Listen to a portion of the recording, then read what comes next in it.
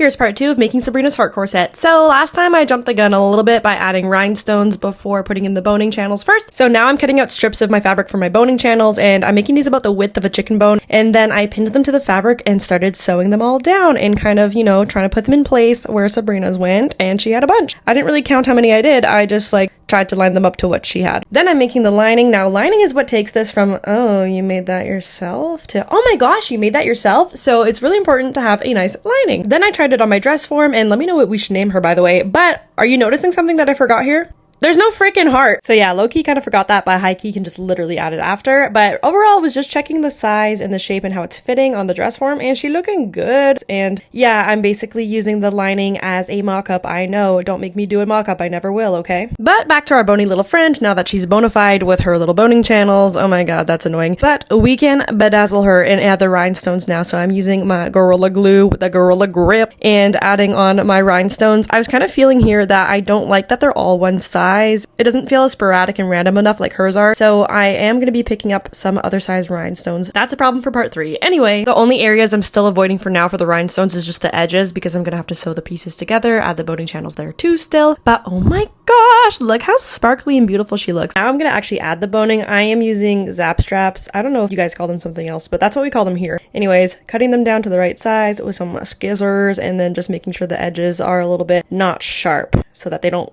punch through your fabric. Apologies, I should be using a pop filter. Nothing feels better than shoving something in a tight little space, so that's what we're doing here with the bones, putting them into those channels, and it's starting to have some structure now, which is nice because I don't have any structure in my life, so good for her, I guess. Then remember, I wanted different rhinestones, so we went to Mikael's and I picked up some of these little tiny rhinestones, and then I realized I needed some lace edging, and they didn't have lace here, so they had this, and it's gonna work. It's gonna be okay. And to keep this thing up, we're gonna try to defy gravity, and I'm gonna use all the help I can get, so I'm gonna use this elastic at the top too and pray. Then I sewed more boning channels into the other panels, and girl, sewing's supposed to be fun. Why such a long face? I promise I'm enjoying myself. But here's the progress for today, and I'll see you in part 3.